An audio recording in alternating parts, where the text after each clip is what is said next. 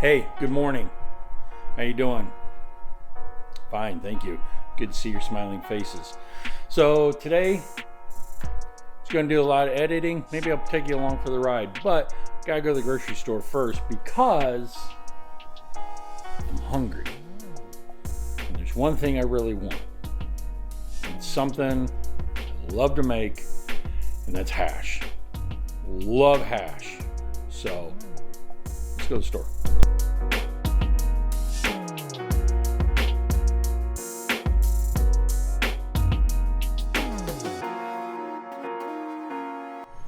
So I grew up in the Midwest.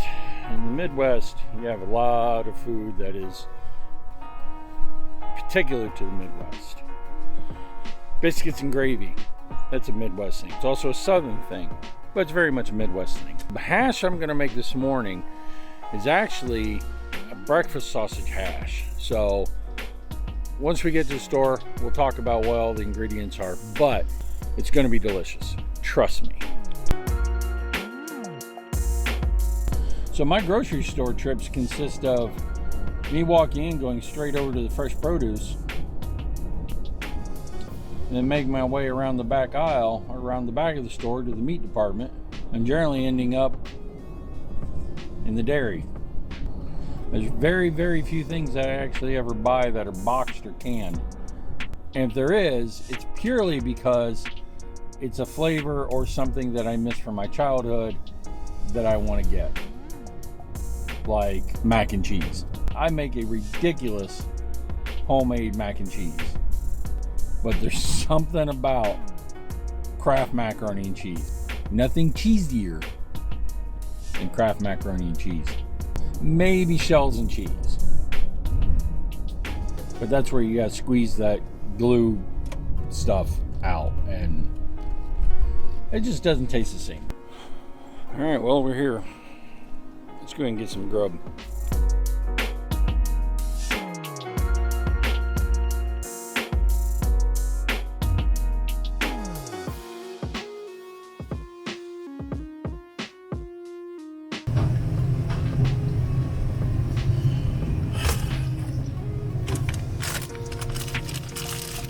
Secret weapon. Right there.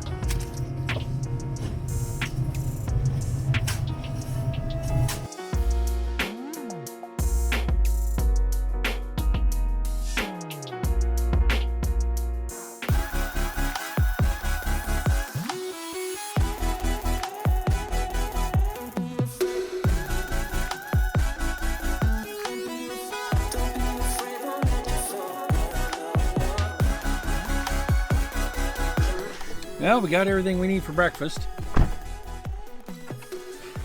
which is the important stuff. Now, go home, we make it. So, now we get to get started on making breakfast. Well, here we are, back in my kitchen. So we are going to start making hash. Like I said earlier, hash is one of those things that I made growing up. Something I really enjoy making, and it's a Midwest thing for me that I grew up with. So what you're going to need is, so I've got my cutting board. I get a bag of pre-shredded potatoes. I get the pre-shredded potatoes because they are slightly par cooked. One thing of sausage. I prefer hot. You can absolutely do any flavor you want. I use 2 jalapenos. We're going to use half of a red pepper, about a quarter of an onion, and then I like a lot of mushrooms. So this is the mushrooms I'm going to have. All right, so what I like to do first is, you know, Chef Ambrelle was here. She'd probably be having a conniption fit. But I'm very much about the mise en place. So with the half an onion that I have here, what you're going to want to do is you're going to cut some lines down through it, just like this. Alright, so you got some nice slices all the way through. Then you're going to put the onion, keep the onion flat, use your fingertips, and you're going to cut across through like that. Me personally, I do 3 cuts. That way I get some nice even size pieces. All right, so you got some nice even slices and dices, and you can see how they're lining up. It's gonna look really good. Use your fingers as a blade, as a guide for the blade, just like that. And you're gonna do it again and again. You see that? You got beautiful slices and dices. All right, one more, boom. And that's about all the onion I'm gonna need. Well, hey, look at that, we got a little straggler, so. I'm going to take my pepper, and what I'm going to do, one of the things that I noticed as a kid watching my mom cut peppers, it was always such a pain in the butt for her to cut a pepper. Through my trying to learn the trade of cooking, I asked multiple chefs on how to do it. I heard some chefs, you know, that will cut around here and pull the stem out. I've heard other ones that will slice it down the middle and, you know, just kind of lay it open like that. My preferred way of doing it is just simply put your fingers against the stem and make a cut and just follow that right down and around. You get no seeds and you're just following that capsaicin line. Just follow that capsaicin line. If you get it right, your capsaicin line should be intact. So let's put that there. Now we're going to do the same thing for these peppers that we just did for the onions, except here we're going to do a cut. Now I personally like to do about 1/8 inch, no more than 1/4 inch dices on my peppers and my onions, just because it speeds up the cook time. All right.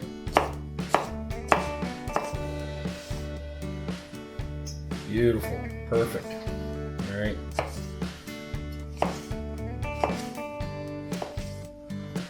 Same thing, here we go.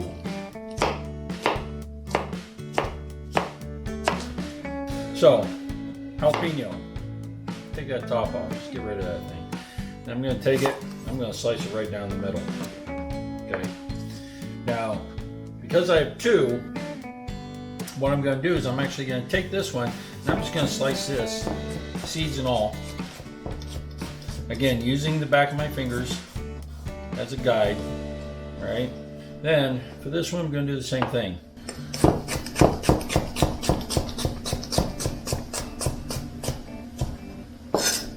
For this one, cut the top off again.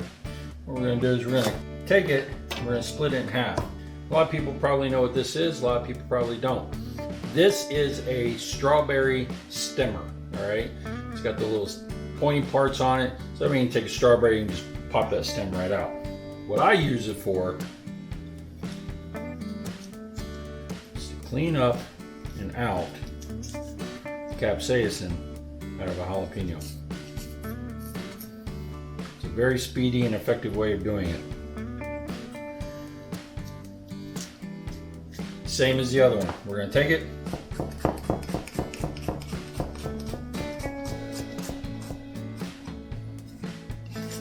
just like that. Sometimes, depending on what I'm cooking, I might slice it on the bias.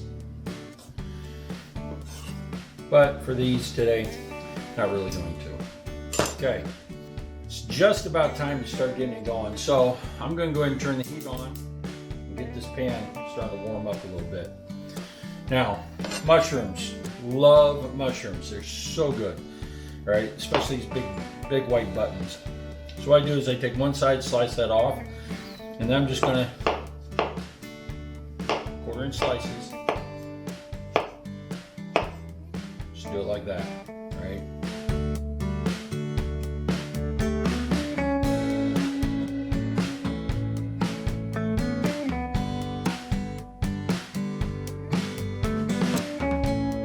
All right, so the pan's on right now. So what we're going to do, this is the thing you want to remember. Never put oil or olive oil or even butter into a cold pan. So because you want to cook things in the order that you want them to cook, or that the length of time that they're going to cook, the one thing I'm going to put in first is I'm going to put the sausage in first. So get that in there.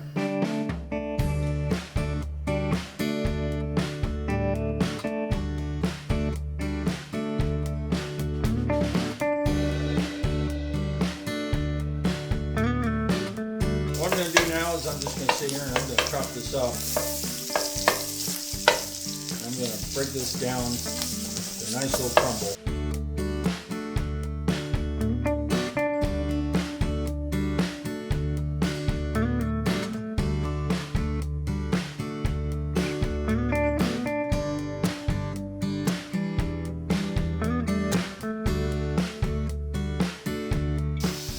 So it's at this point where I add a couple of good cranks of salt, add a couple of good cranks of fresh ground pepper. In this house, I do not buy free ground pepper. Free ground pepper to me is flavorless, bland, and just is not good. Oh yeah, it's starting to smell really good. And fresh ground pepper is mixing into that sausage. Juice and the fat from the sausage, as well as olive oil. So what I'm going to do next, I'm going to take this cutting board and just drop all this stuff in. Now you're going to want to start sauteing that, and while that's going, I'm going to turn the heat up just a little bit because I want to try to get this thing cranking. One of the key things I was taught early in my cooking career, add salt between everything you add in. You absolutely don't have to add salt as much as I do. You don't even have to add the salt. I add the salt because that's what I was taught to do. Salt brings out flavor. So many times me and Michelle will go to a restaurant and we'll be eating something and it'll be like, you know, this meal would be so much better if it had one crucial ingredient. Flavor. Next thing we're going to add, button mushrooms. Look at these big boys. There you go.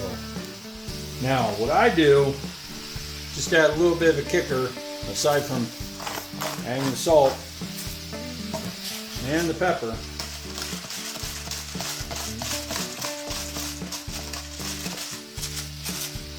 I also add one secret key ingredient. Alright, so this one other ingredient that I'm adding in.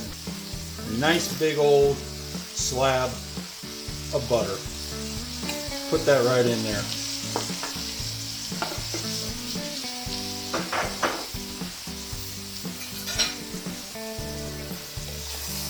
What that butter is going to do is it's going to help to lubricate everything. It's also going to kind of deglaze the pan a little bit.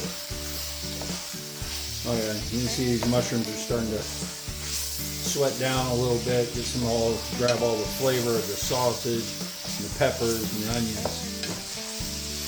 And as those are starting to cook down, all that butter's going through. You turn it down just a little. Now, of the potatoes, I add the full bag. I don't kid around. Now this breakfast, you can serve with an egg over easy on top of it. You can do scrambled eggs with it, you can do more bacon with it, you can add a slice of ham, do whatever you want with it.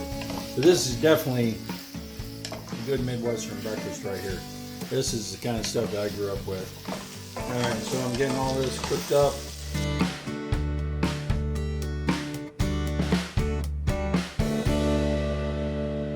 As anybody knows, in any kitchen, always have your spoons ready, and always, always, always give a test.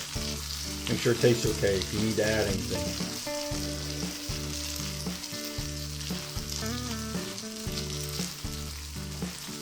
Oh yeah.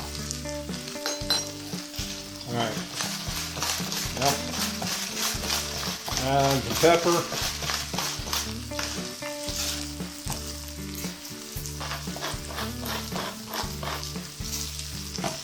Add a little bit of salt.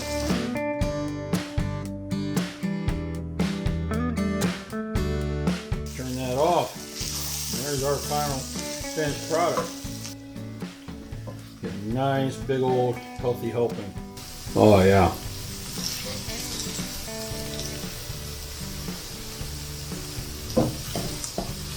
It's a beautiful dish of hash. Well, hope you guys have enjoyed making this with me as much as I enjoyed making it for you. This is the stuff that on my weekends off, this is what I make. This is what I make. Unless the boys are here, then I make fried potatoes, you know. But this is what gets me up in the morning on the weekends. This and a nice hot cup of coffee.